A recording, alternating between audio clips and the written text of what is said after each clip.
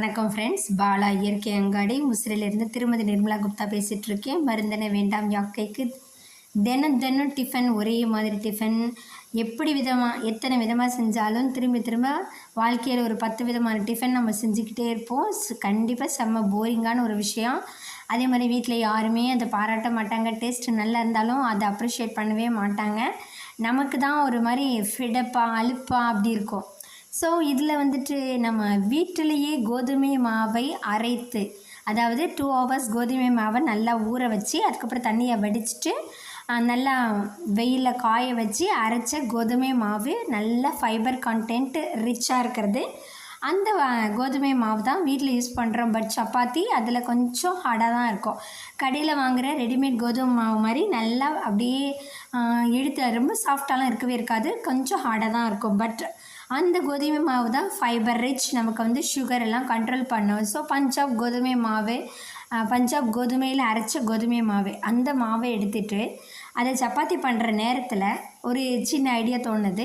கொத்தமல்லி இலைகள், ஒரு கட்டு கொத்தமல்லி இலைகள் நல்லா காம்பெல்லாம் எடுத்துகிட்டு நல்லா ஆஞ்சி கழுவி மண்ணெல்லாம் கழுவிட்டு அதுக்கப்புறம் அதை மிக்சியில் போட்டு அரைச்சி எடுத்துகிட்டு மிளகு தூள் கொஞ்சம் தூள் பண்ணிக்கிட்டு அப்புறம் உப்பு சால்ட் வந்து நமக்கு தேவையான அளவு எடுத்து வச்சுட்டு அந்த கோதுமை மாவு அதை வந்து ஒரு 2.5 வழக்கு எடுத்து நம்ம பாத்திரத்தில் போட்டு வழக்கம் போல் அதில் வந்துட்டு பார்த்திங்கன்னா உப்பு பெப்பரெல்லாம் ஆட் பண்ணிவிட்டு கோதுமை மாவை நல்லா கலக்கி விட்டுடணும். அப்போ தான் எல்லா பக்கமும் நல்லா ஈவனாக அந்த சால்ட் அண்ட் பெப்பர் கலக்க முடியும். அதுக்கப்புறம் கொத்தமல்லி, அந்த விழுதை அரைச்ச கொத்தமல்லி விழுதை வந்து அந்த மாவில் ஆட் பண்ணி அதையும் நல்லா மிக்ஸ் பண்ணி விட்டுட்டு கடைசியாக நமக்கு பத்தாததுக்கு மட்டும் வெதுவெதுப்பான சுடுதண்ணீர், வெதுவெதுப்பான ஹாட் வாட்டர் எடுத்து அதை வந்து கொஞ்சம் கொஞ்சமாக அதை ஸ்ப்ரிங்கிள் பண்ணி தெளித்து நல்லா அடித்து பிசைஞ்சி நல்லா மாவாக்கிக்கிட்டு பிசைஞ்சிட்டு உருட்டிட்டு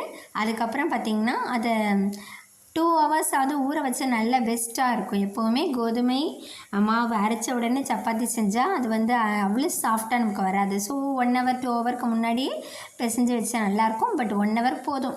1 hourக்கு முன்னாடி பிசைஞ்சு வச்சுட்டு அந்த கோதுமை மாவை வந்து நல்லா உருட்டிட்டு அந்த இதில் பார்க்கலாம், நீங்கள் ஃபோட்டோஸ்லலாம் பார்க்கலாம்.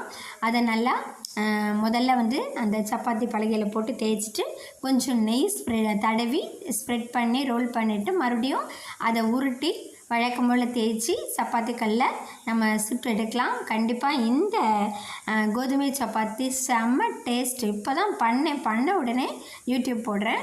ஸோ ரொம்ப நல்லா இருந்தது சப்பாத்தி. அந்த பெப்பர் வந்து அந்த ஜீரணத்துக்கு ரொம்ப ஹெல்ப்பாக இருக்குது. வெதுவெதுப்பான சுடுதண்ணீர்னால சப்பாத்தி நல்லா சாஃப்டாக இருக்குது.